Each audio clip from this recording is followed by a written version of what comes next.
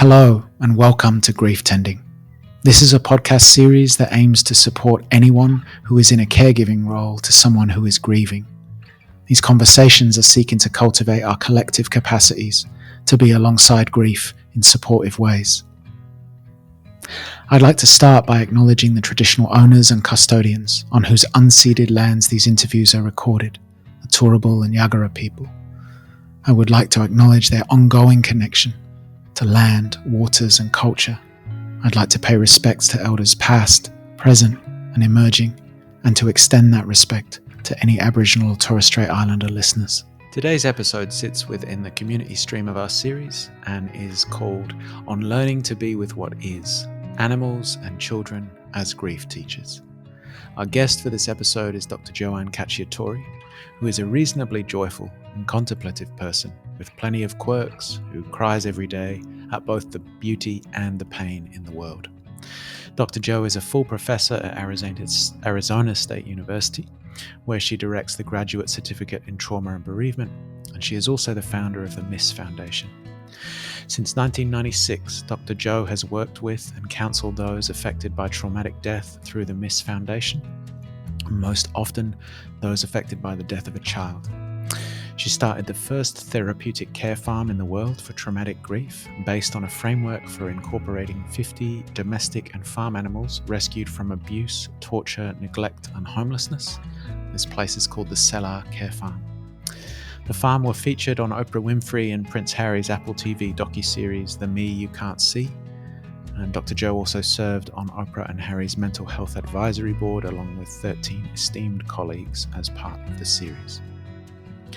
Dr. Jo is in the top 2% of scholars in her field in the world, and her research has been widely published in peer-reviewed journals such as The Lancet, the British Journal of Obstetrics and Gynecology, Omega Journal of Death and Dying, the Journal of Mental Health Counselling, seminars in fetal and neonatal medicine, as well as the International Journal of Nursing.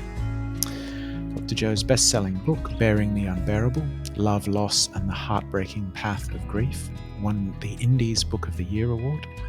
Her next book of meditations, Grieving is Loving, was released in December of 2020, and her series of meditations for grief are also available on the Calm app.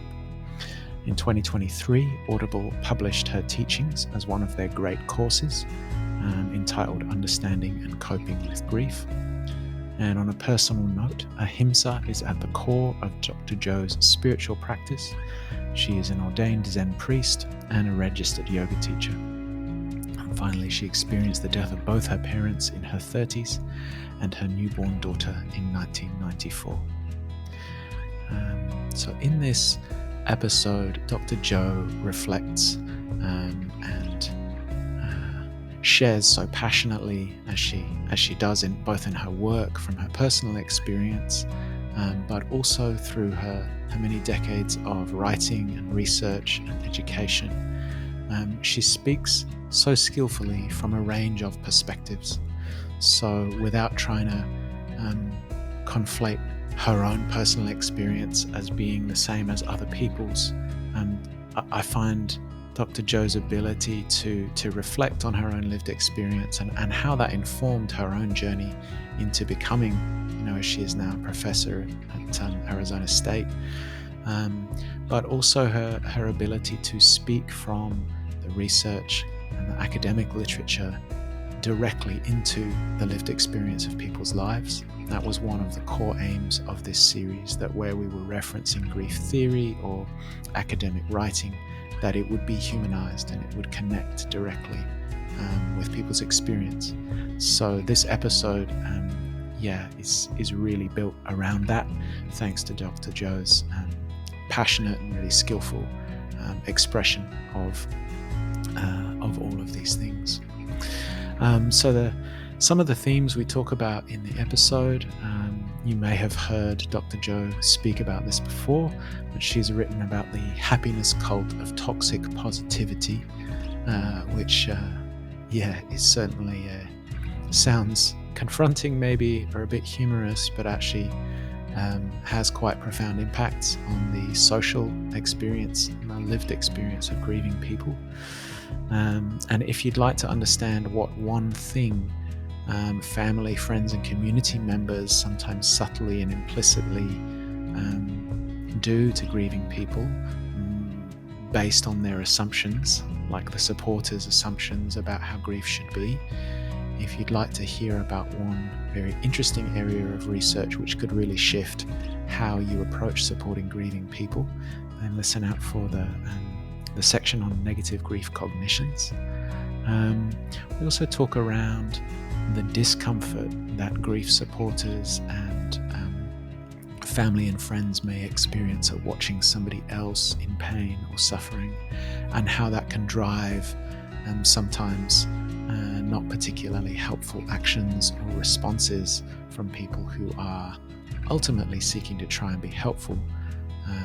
But yeah, that being in touch and in connection with our own, regulating our own sense of discomfort and what that's leading us to do can be a really important thing, not only for grief, but for navigating difficult circumstances and experiences within our families and communities. We also talk about the dominance of mental health models and approaches to grief, and what's lost when that conversation doesn't allow as much room for speaking about emotions and feelings or somatic and bodily responses to grief. And Dr. Joe's been a strong advocate of linking a number of therapeutic practices, so not necessarily grief therapy in the terms of talk-based counseling, but practices of trauma-informed yoga, of intentional movement, walking, things like this. So I really valued Dr. Joe revisiting some of that, both some of that research, but also her own insights into those areas. And finally,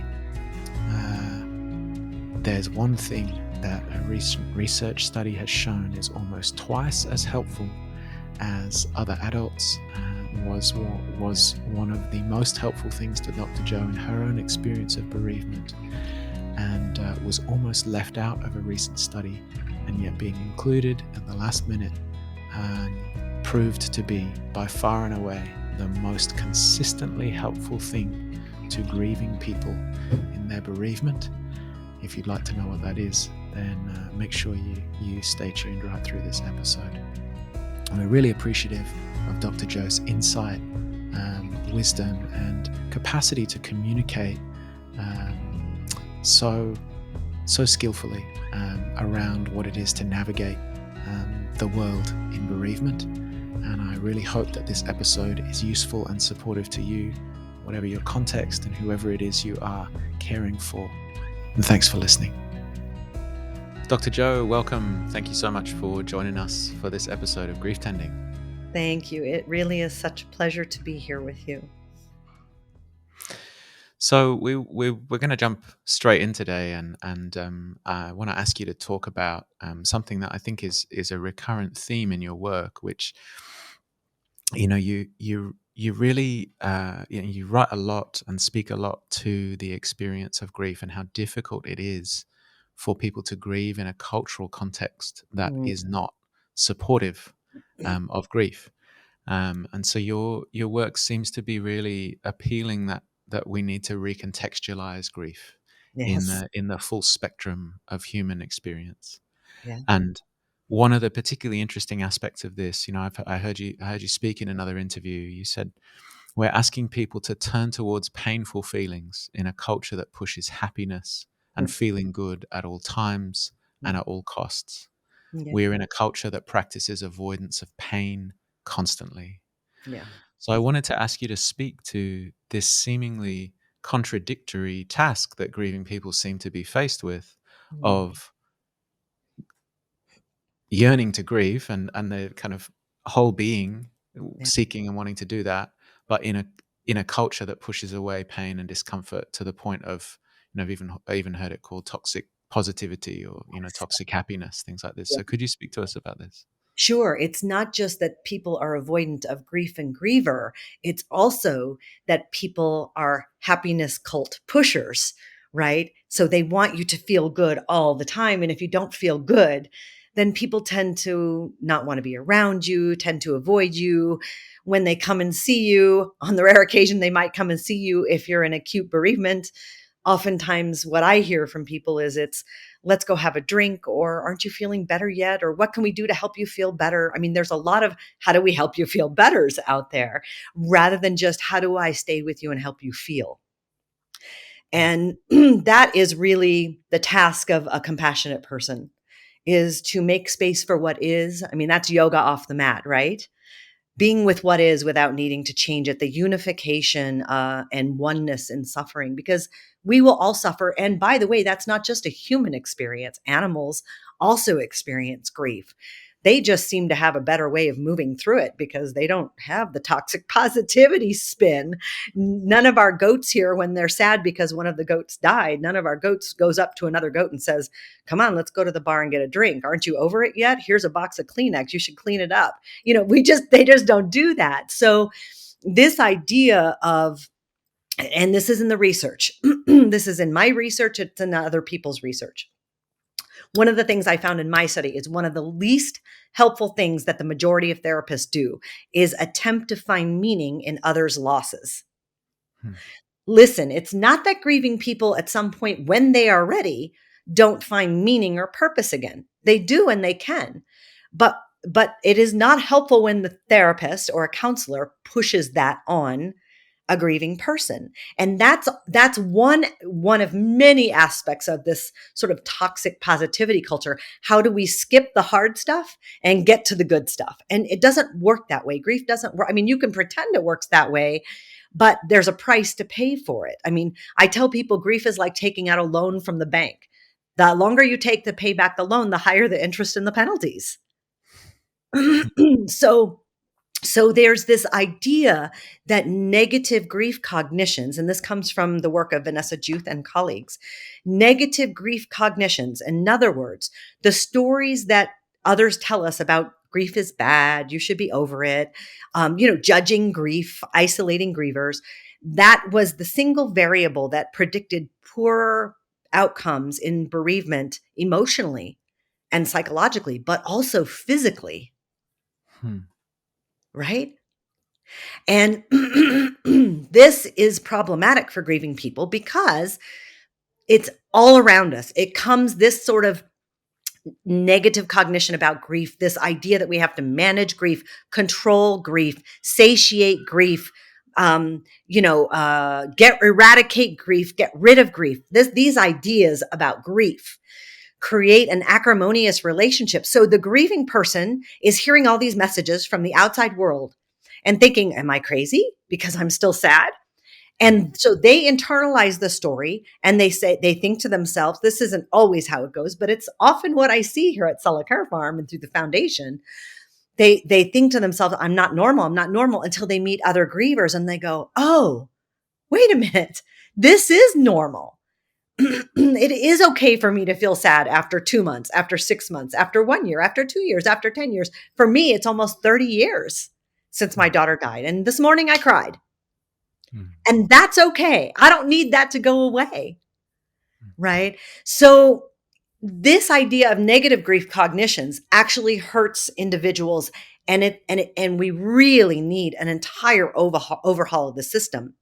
Dr. Bernice King, I'm going to misquote her, but she said something to the effect of, so many problems in our society today come because we as a culture do not know how to grieve. And she's 100% right. 100% right. Now, imagine this. Instead of negative grief cognitions, imagine what it would be like for grieving people if we had compassionate grief cognitions from the systems, from the churches and the schools and mental health providers and agencies. Imagine what it would be like if people were compassionate to grieving people and they met them where they were and didn't usher them through quickly, didn't medicalize or pathologize their grief, didn't throw 12 medications at them because they didn't want to tolerate their expressions of grief, or because their grief was too much, too long, too intense, right? Imagine that, and how those messages could perhaps be internalized by grieving people so that they didn't have such an acrimonious relationship with themselves and thus be more prone to mistrust what they were feeling. That's the really dangerous outcome of this happiness pushing, is that we learn in grief sadly, too many grievers learn not to trust themselves with what they're feeling. And Yeah. then we wonder why we have a substance use problem, right? Everyone's telling you, don't feel what you feel. How do you not feel what you feel if this is what you feel, except to numb out? And then once they become addicted to a substance, what do? We say they're mentally ill, they have a substance use problem, rather than, you know, his mom died when he was 17 by suicide, and he didn't get the right support. Let's rally around him in a circle of compassion and help this young person. Yeah, Mm. problematic. Absolutely, but at multiple levels, and I really appreciate how you know have framed that in the broader societal cultural sense. But what that ends up, the very specific and internalized harm it ends up having for people who are themselves grieving, let alone in the further circles of care out, this internal policing of people's own experience and the distrust of their own intuition or just what their own body is telling them. Yeah, um, yeah, you're absolutely right. It's so damaging, and yeah, I mean, thankfully, is one of the roles I think that grief counselors, supporters, professionals can really hold. But it seems, yeah, it's one of the things uh, as a grief ally. I think it's one of the things that brings this extra burden or weight that it's grieving people are placed in this position. Then when they come to an awareness of this by meeting other grieving people, or by coming into contact with people's work who are advocating for compassionate responses, they then have this double role of, well, I'm keeping grieving with my grief, and now I'm also trying to be this grief educator for the rest of right. either my family or my cultural context. Yeah. Right, right. Yeah. I mean, this sort of societal surveillance of grief becomes so problematic that it puts a weight on grievers, Mm. right? It puts a weight. So it either silences them or puts them, like you said, in a role where they have to educate people, which is really hard because how do you find the emotional energy for that when you're in the middle of acute grief? Mm. Mm. Yeah.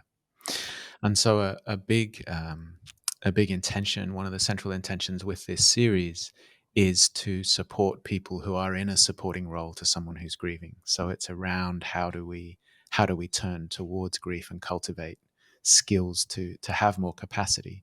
So I Yeah. wanted to ask you to speak particularly to this idea of how not only caring professionals, but also friends, family members, community members, this discomfort with other people's discomfort piece, this in response to somebody else's, visceral emotional response, or the ongoing nature, as I say, beyond someone's internalized rule of, oh well, how long is 2 months is too long, or 6 months is too long.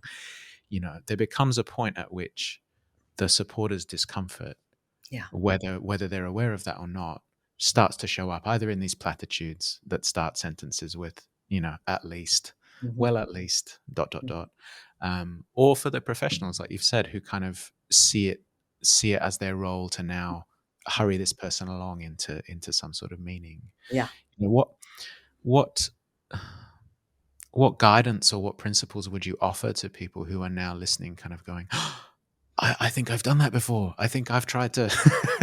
Right, right. Yeah. What would you, if those people are listening, what would you offer? Well, first of all, we all make mistakes, Mm, and we really have to cut ourselves some slack. And when I make a mistake, and I know I've made a mistake, I tend to want to remunerate and just say I'm sorry to people. So if people have that opportunity, it's okay to do. But also beyond that, I think one of the things I hear, because I'm a professor at Arizona State University and I teach aspiring therapists and counselors, one of the things that I see is that a lot of people haven't done their own work. So if you've lost a parent, for example, at an early age, and you haven't done your own deep emotional work around it, and now you're working with someone whose parent has died, it might bring up some stuff for you. mm, And unfortunately, that stuff is going to be between you and the patient or the client. mm, And so so the first thing I say to my students all the time is you really have to do your own deep emotional shadow work. You really have to. If you don't, then your own stuff is going to be there in that room with the client or the patient, because that brings up all the fear, all the terror, all the angst, all the sorrow, all the despair. And it becomes, even unconsciously, we can tend to center ourselves rather than the other. So we have to do our own deep work and get comfortable being uncomfortable with our own stuff. Once we're comfortable being uncomfortable with our own stuff, believe it or not, it's a whole lot easier to be uncomfortable with other people's stuff. It's a practice. It's not easy. It doesn't come easily. Now, that doesn't mean that, for example, you might be working with a family and the story is just a really hard story. Maybe there's a lot of trauma content in the story. And let's say your own stuff isn't coming up, but some images are coming up. Vicarious trauma, secondary trauma. That's work for you to do too. Recognizing that you're being impacted by this. And this has happened to me because though I've lost my daughter to death in 94, I have met people who have lost 3 children or 4 children, sometimes in violent ways, to murder. And sometimes those stories come with graphic details. And I am not a machine. So I'm feeling it deeply. So while I'm with that person, it's all about him or her or them. At the end of the day, it's time for me to do my own work around what came up for me, those images, the content that I was vicariously traumatized in hearing. So does that make sense? Yeah, it absolutely does, and I hear you saying so. In the first part around becoming comfortable with our own discomfort and Yeah. our own awareness around what's happening internally, but then when we encounter things that might not necessarily resonate from our own experience, but are, very graphic or very confronting, that the idea we often speak about here is bracketing. So you might bracket that when you are with the person, and again, whether this is a professional or a community context, you might bracket what's coming up for you so that you can be as present as you can be with the other Right. person. But Right. then this really important part of not then leaving that bracketed stuff somewhere, Somewhere. like not Right. leaving that unattended, and having Right. a way of tending to that. Right. And I think that's some way of the place where, a couple of episodes in this series we've been talking about what typically gets called self-care, Mm, except part of the issue can be that sometimes with that bracketed stuff there, self-care can look like, oh, and now put on Netflix or have a glass of mhm. wine or do something to Avoid. push that thing away. Right, Right. exactly. Which is like That's a double cycle of where we started out. So exactly. this idea of personal practices to attend to the stuff that you have pushed pause on or bracketed. Right. This seems Right. very important. Yes, the same things that we want our clients to do, not avoid, process, work with, we have to be able to do ourselves. How would we expect others to do the work if we're not also willing to do our own work? And, if we at all think avoidance is a good idea, we need to look at the research that suggests that avoidance, experiential avoidance, is one of the most harmful practices that we can. I'm not talking about intentional avoidance, which is different and Mm, temporary, because we circle back to it, we bracket it and circle back to it, right? Sometimes we have to intentionally say, "Ooh, this is the grocery store. I'm in line. This is not the right time. I'll do this when I get to the car," right? But mhm, experiential avoidance, a kind of unconscious avoidance that's chronic, that becomes chronic, can result in all kinds of deleterious effects on the emotional mind, the physical body, and if you believe in the spiritual self, then also the spiritual self. mhm, mm. Yeah, yeah. No, it's so important, I think, for Mm, people to consider, but also to value that's a valid and necessary thing, I think, in their own cultivation of our own capacities to be alongside other people in supportive yeah, ways. Yeah, thank you. absolutely. Yeah. So another area of grief experience we were keen to talk with you about um, was the way in which grief is in interrelationship and is very present in the body. So you've written and spoken about how grief affected your body, in the early days following the death of your daughter Cheyenne, that you lost a significant amount of weight. I've heard you Mm-hmm. talk around having almost this grapefruit-sized rock in your belly.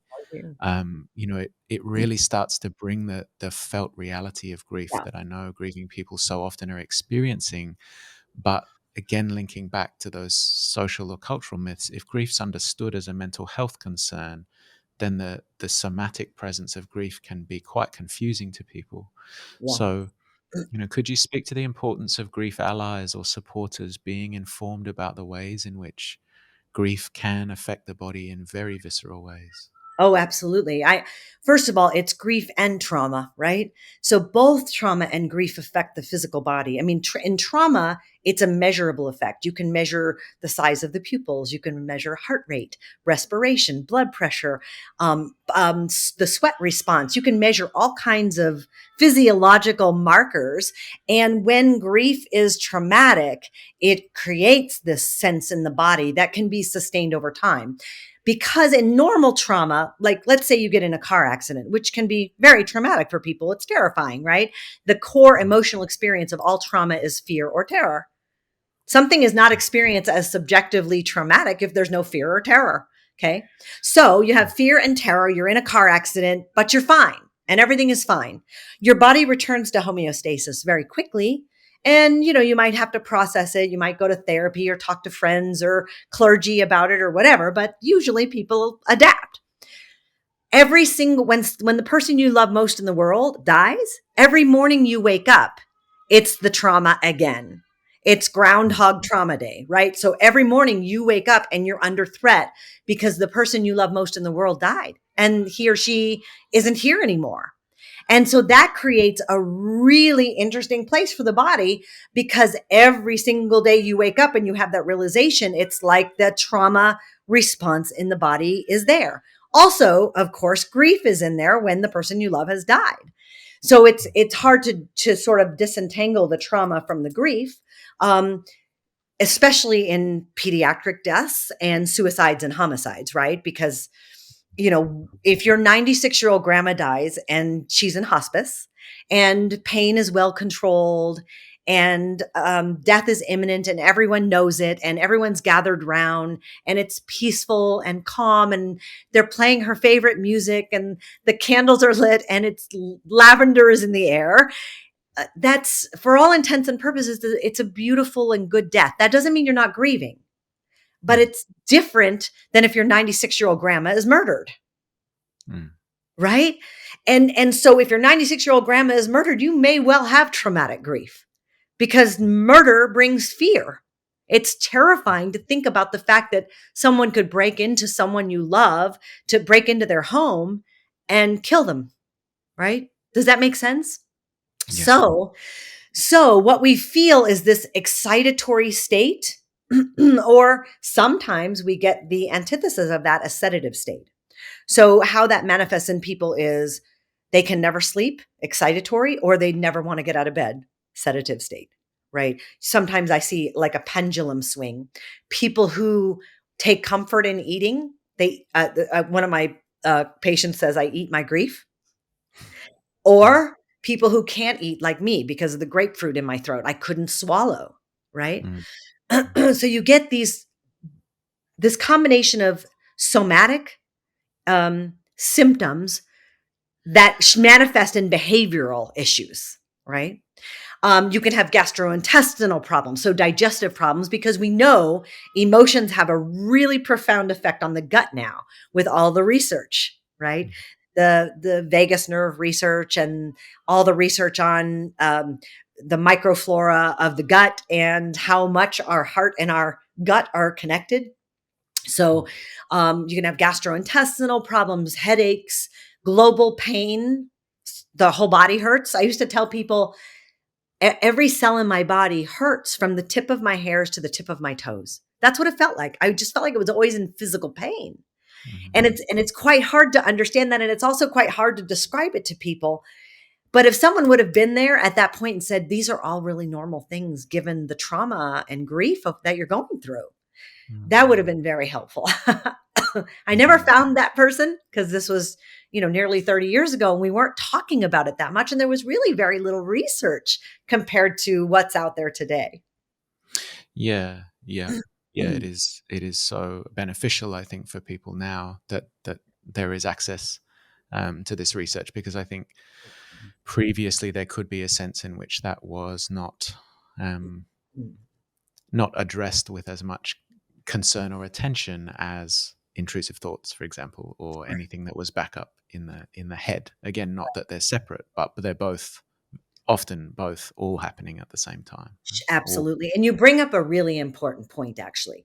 We talk way too much only about mental health, and we very rarely talk about emotions, mm, right? Mental is the thought. And yeah, there are thoughts there, but thoughts interact with emotions. And mm, emotions interact with thoughts, and we can't divorce them from each other. We need much more discussion around emotional health. That's not just in the grief world, that's in all sort of quote mental health world. We really do need to talk more about emotions. mm. Yeah, yeah, that's yeah, very important consideration. And I'm thinking around this, for people who are listening and interested to explore more in terms of practices that can be supportive or approaches that can be supportive for grief and trauma in somatic ways. Would you either direct people or share anything that, for people wanting to explore that more? Oh gosh, well, I guess it would depend on the people listening and what they've got going on, right? It would Mm. be very hard for me to I'll tell you what my practice is, Yeah. and then where you can sort of explore more, or you Mm, can always look at somatic therapists because they do this work. mm, But some of my body work is around I'm a barefoot hiker. I've been a barefoot hiker since 2007, a long time. I'm always running around barefoot unless it's really hot or really cold. So you do have to be careful and mindful. But it's quite, and yes, it can hurt. But it's nothing like losing your child. So I bring it. It doesn't scare me. So you get used to it after a while. The first 2 or 3 minutes is actually the hardest, like many forms of pain. Your body starts to adapt and tell you, you've got this, you can do this. So I have a barefoot hiking practice. I have a yoga practice.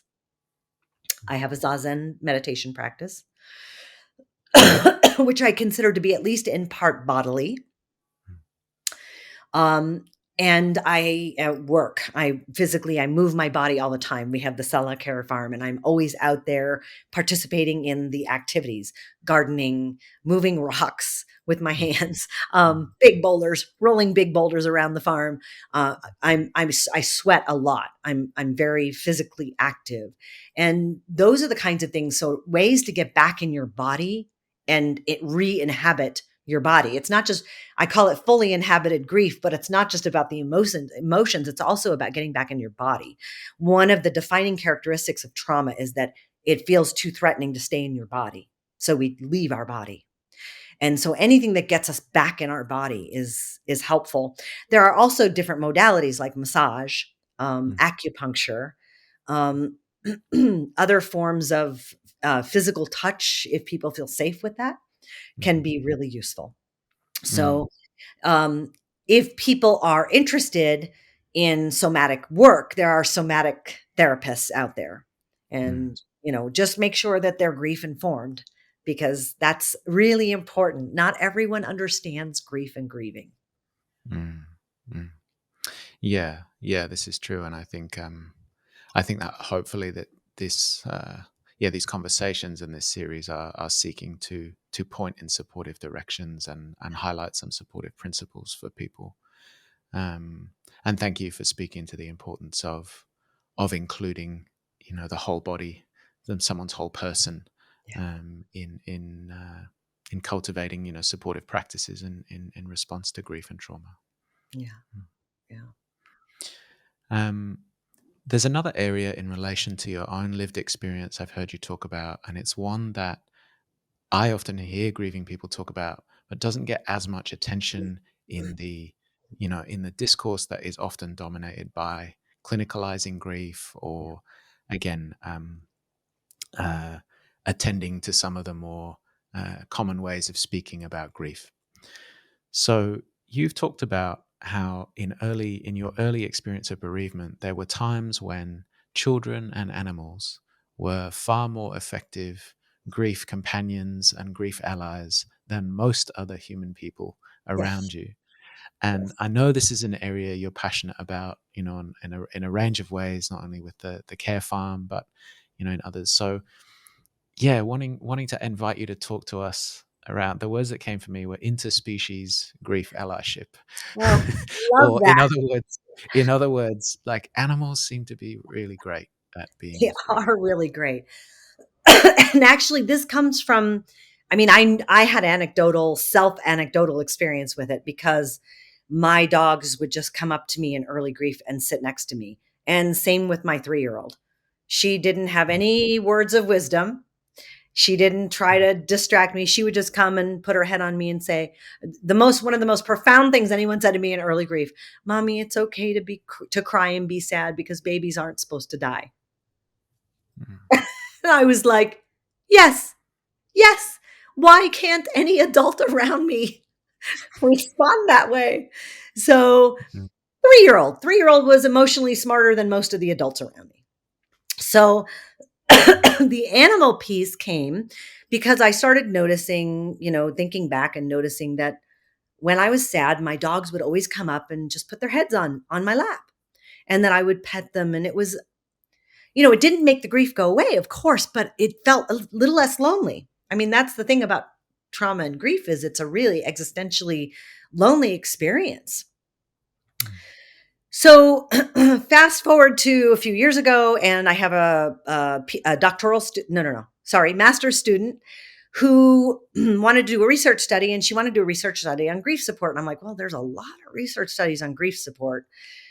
However, one of the things that's hard to find is an actual definition of good grief support and the actors. I call it the actors and the actions of good grief support. mm, Okay. So we mhm, decided to do this where we did a between groups analysis, like who are the actors of good grief support and what are the actions defined by grieving people themselves.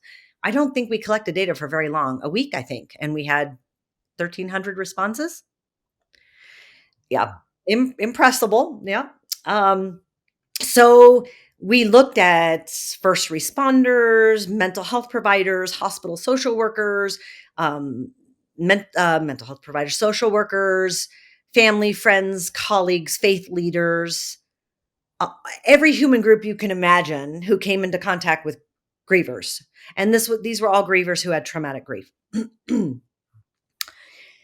Not all who had lost a child, but all who had lost someone to suicide or homicide or the death of a child. So one of the things we found is that humans, for the most part, scored under 50% satisfaction. Family and friends scored somewhere in the vicinity of 30%. Not impressive.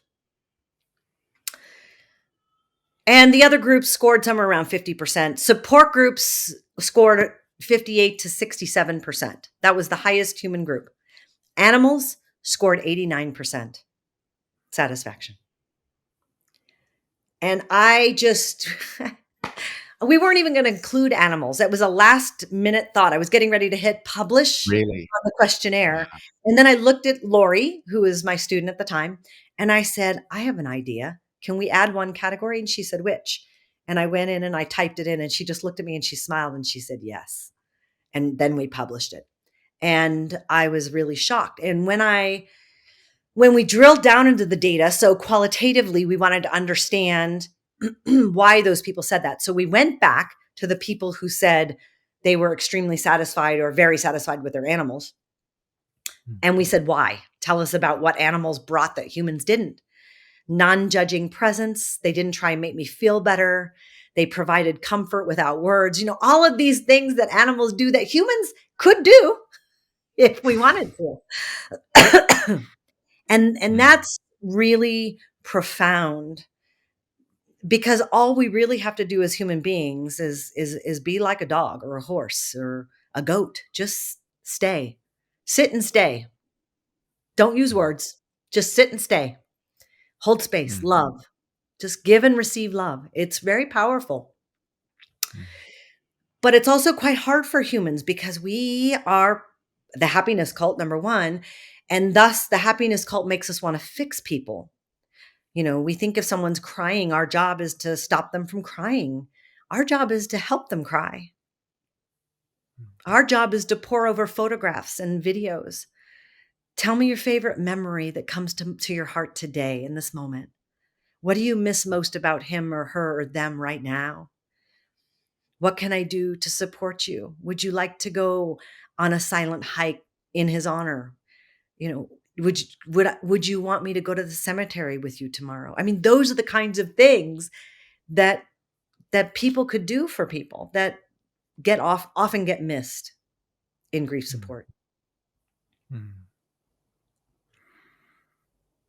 Yeah, that's I think such a grounding and practical way for people to return to thinking about what are the ways. It's not often even what are the ways, but it's what are the things I can do, what are the tasks, what are the things, rather than what are the ways, and kind of cultivating dog approach or horse approach That's right.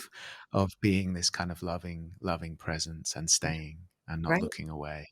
I Right. think Not is averting the gaze. mm, mm, yeah. Thank you so much for offering that. That I think really practical, but also really every day. It's significant, it's profound in the way you talk about it, but it's also so accessible to everybody.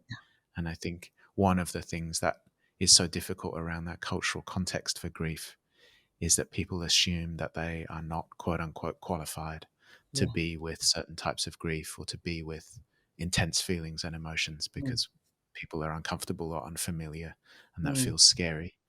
But this reminder, this invitation that actually, rather than thinking we have to keep children away and protect them away from these things, that actually there can be very natural, intuitive ways yeah. that no one who's ever read a grief textbook might have quite a lot to offer in Right. terms of being a grief supporter and a grief ally. Yeah, absolutely. Follow the heart. Let the heart lead. The mind will follow, but the heart should lead. Dr. Joe, thank you so much for sharing your words and wisdom with us in this episode, and also for your work. As I say, it's been foundational to us at the hospice here, and I know many parents and families have benefited from your work, and I know that you started doing that at a time when the particularly Western cultural conversation around grief was in a very different place. So, Mm. thank you once again. Thank you so much for having me. Thank you for the work that you all do, really. And hi, Taki.